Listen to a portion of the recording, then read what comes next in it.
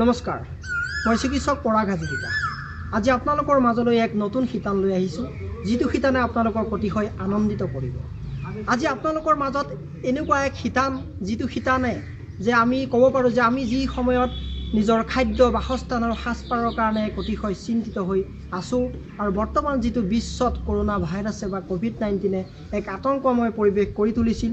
মাজতে লকডাউনৰ পিৰিয়ডত আমাৰ বিভিন্ন নগৰ চহৰসমূহত দেখা গৈছিল খাদ্যবস্তুৰ নাটনি হোৱা, যে শস্য পাবলৈ নাই। আমাৰ ঘৰত কোনো ধৰণৰ খেতি নাথাকে নগৰ চহৰত, তেওঁলোকে বেলেগ খেতিয়কৰ ওপৰত নিৰ্ভৰ কৰিব লগা হয়, গাঁও অঞ্চলৰ খেতিয়ক বা বিভিন্ন ধৰণৰ ফাৰ্মৰ ওপৰত। গতিকে সেই ধৰণৰ কিছু সমস্যা হোৱা দেখা গৈছিল।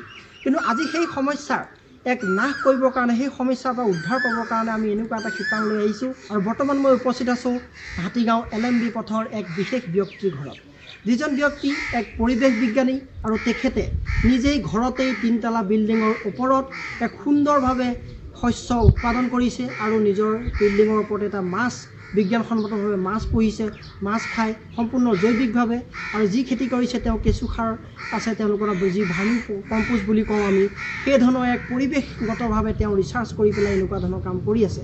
গতিকে সেইজন ব্যক্তি হৈ গ'ল আমাৰ ডক্টৰ অমৰজ্যোতি কাশ্যপ ছাৰ।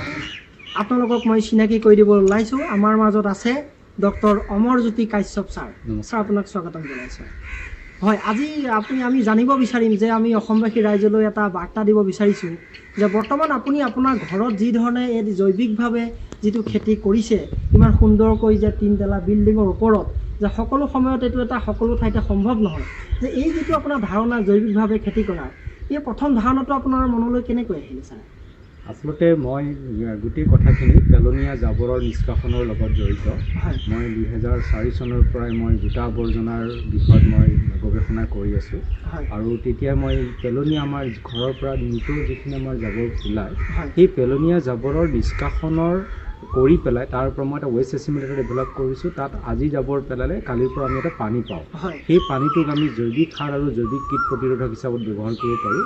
আৰু শেষত আমি জৈৱিক কেঁচু সাৰ পাওঁ। সেইখিনিৰ জৰিয়তে আমি ঘৰতে আমি শাক পাচলি কৰাৰ মই এইটো 2004 চনৰ পৰা কৰি আহিছোঁ। প্ৰথমতে মই মাটিৰ টাবত কৰিছিলোঁ। মই গুৱাহাটীবাসীক দেখাবৰ কাৰণে, যাতে আমাৰ জেগা নাই, মাটিৰ টাবতে কৰোঁ। মোৰ ফুলকবি, ওলকবি টাবতকৈ বেছি ডাঙৰ। আমি বজাৰৰ পৰা অনা ফুলকবিবিলাক আমিতো ধুই পেলাই গৰম পানীত, উতলা পানীত ধুই পেলাই আমি খাব লাগে, পেষ্টিচাইডৰ গুণ। গতিকে মোৰ এই মানে জৈৱিক সাৰৰ পৰা কৰা ফুলকবি ঠাৰিটোৱে খাবলৈ অতি মিঠা, ফুলকবিটোতো আৰু মিঠা। গতিকে আমি এনেকৈ আমাৰ পেলনীয়া জাবৰৰ পৰা আমি এনেকৈ যদি জৈৱিক খেতি কৰিবলৈ লওঁ, তেতিয়াহ'লে কি হ'ব, আমাৰ ল'ৰা ছোৱালীসকলৰ যিটো বা আমাৰ যিটো ইমিউনিটিটো বাঢ়িব, আমাৰ বাঢ়িব, ৰোগ প্ৰতিৰোধক ক্ষমতা বাঢ়িব। আৰু এইটোৰ জৰিয়তে বৰ্তমানৰ ক'ভিড-19ৰ ভয়াৱহতাৰ লগতে ভৱিষ্যতে হ'ব পৰা যিকোনো ধৰণৰ আমাৰ স্বাস্থ্যজনিত আমি কাৰণৰ পৰা আমি মানে বেমাৰৰ পৰা আমি ৰক্ষা পাব পাৰোঁ। গতিকে মই এইটোৱে ৰাইজক অনুৰোধ কৰোঁ যে আমাৰ পেলনীয়া জাবৰৰ যিটো ভয়াৱহ বৰ্তমান সমস্যা, সেই সমস্যাটো আমি সমাধান কৰাৰ লগতে সকলো যদি আমি কিছু পৰিমাণে এনেকৈ আমি আমাৰ জাবৰৰ পৰা বা সাৰেৰে আমি যদি খেতি কৰিবলৈ লওঁ, তেতিয়াহ'লে আমি আমাৰ ল'ৰা ছোৱালীক আমি লাখ টকা দিও আমি যিটো জৈৱিক খেতি আমি বা জৈৱিক পাচলি খুৱাব নোৱাৰোঁ তেওঁলোকক, সেইটো আমি কৰিব পৰাৰ লগতে আমাৰ ভৱিষ্যতৰ প্ৰজন্মক আমি তেওঁলোকক আমি এখন শক্তিশালী ৰাষ্ট্ৰ গঢ়াৰ আমাৰ যিটো সপোন, সেইটো আমি ভৱিষ্যতৰ প্ৰজন্মক লৈ কৰিব পাৰিম। আৰু এটা দিশ মুকলি হ'ব যে জৈৱিক গোটা বিজুজ্য আৱৰ্জনাৰ নিষ্কাশনৰ লগতে জৈৱিক খেতি। আৰু এইটো আমাৰ গুৱাহাটী মহানগৰীৰ বহুত মানুহে অলপ চলপকৈ কৰে, কিন্তু জৈৱিক নহয়, বা পেলনীয়া জাবৰৰ তেওঁলোকে বহুতে বাহিৰৰ পৰা সাৰ আনি কৰে, বহুতে মানে কি কৰে, মানে তেনেকৈ অলপ চলপকৈ চেষ্টা কৰে। কিন্তু আমি এনেকৈ যদি আমি জৈৱিক বীজ আৱৰ্জনাৰ পৰা যদি আমি এনেকৈ কৰোঁ, তেতিয়াহ'লে আমাৰ এক সুন্দৰ ৰাষ্ট্ৰ গঠন কৰাৰ, আমাৰ এক শক্তিশালী ৰাষ্ট্ৰ গঠন কৰাৰ এক দিশ মুকলি হ'ব। আৰু আমি এইটোৰ জৰিয়তে আমাৰ সমাজৰ যিটো গোটা আৱৰ্জনাৰ যিটো সমস্যা, সেই সমস্যাটোৰ পৰা আমি ৰক্ষা পাব পাৰিম। এই যিটো আপোনাৰ কেঁচু সাৰ উৎপাদন কৰোঁ বুলি ক'লে, কেঁচু, এইটো যিটো আমি ক'ব পাৰোঁ ধৰক ভাৰ্মি কম্পোষ্ট বা এইটো আমি ফাইনেলি ভাৰ্মি কম্পোষ্ট, কিন্তু প্ৰথমতে আমি মাইক্ৰ'বিয়েল ৱাছ আৰু ভাৰ্মি ৱাছ পাওঁ। মানে ইয়াত টেকন'লজিটো এনেকুৱা, তাত মাইক্ৰ'বিয়েল এৰ'বিক ডাইজেশ্যন হয়, আৰু পিছলৈকে আৰ্থমৰ এচিমিলেশ্যন হয়। আৰু সেই প্ৰক্ৰিয়াৰ জৰিয়তে আমাৰ দৈনিক পেলনীয়া যিমান জৈৱিক বীজ আৱৰ্জনা আছে, এই জৈৱিক বীজ আৱৰ্জনাসমূহক আমি জৈৱিক সাৰ আৰু জৈৱিক কীট প্ৰতিৰোধকলৈ আমি মানে ৰূপান্তৰিত কৰি আমি জৈৱিক খেতি আমি ঘৰতে কৰিব পাৰোঁ। হয় হয়।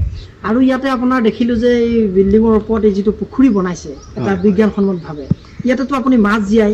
ইয়াতে মই এইটো মোৰ জৈৱিক বুলি ক'ব লাগিব, কাৰণ তলত মাটি থাকে, ওপৰত কেঁচুসাৰ দিছোঁ মই মোৰ এই পেলনীয়া জাবৰ পৰা আমি বজাৰৰ পৰা আমাৰ যিটো মাছ মই বহুতে কয় যে তাত ইউৰিয়া দিয়ে, ইনঅৰ্গেনিক মেনুৰ দিয়ে বা বিভিন্ন ধৰণৰ কেমিকেলছ বা এনেকুৱা হৰমন চৰমন দিয়ে মাছৰ গ্ৰথৰ কাৰণে।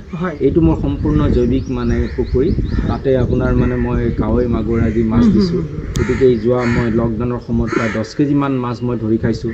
গতিকে এইটোৰ জৰিয়তে মানে মোৰ এটা ইচ্ছা আছিলে পুখুৰী এটা কৰাৰ, কিন্তু পুখুৰীটো গুৱাহাটীত তেনেকৈ মাটি খান্দি কৰা সম্ভৱ নহয়। গতিকে মই বিজ্ঞানসন্মতভাৱে মই ৰূপটপত তেনেকৈ কৰিছোঁ। আৰু মই ভাবোঁ যে এনেকৈ মন কৰিলে বহুত মানুহে পাৰে, কিন্তু আৰম্ভণি ফাউণ্ডেশ্যনৰ বিল্ডিংটো ফাউণ্ডেশ্যনৰ পৰা চিন্তা কৰিব লাগিব যে এনেকৈ মই কৰিম নেকি বুলি।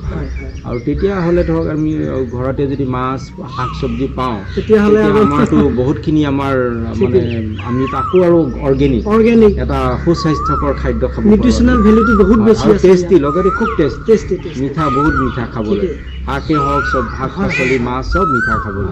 গতিকে এইটো মই চিন্তা ভাবিছোঁ যে এইটো এনেকৈ ইচ্ছা কৰিলে বহুত মানে পাৰে কৰিব। ঠিক আছে, বহুত আপোনালৈ ধন্যবাদ থাকিলে এইখিনি ৰাইজক দিহা পৰামৰ্শ দিলে। গতিকে অসমবাসী ৰাইজক আমি এইখিনি আজি এই শিতানটোৰ জৰিয়তে এই বাৰ্তা দিব বিচাৰিছোঁ যে আমি কম ঠাইতে আমি অধিক উৎপাদন কৰিব পাৰোঁ।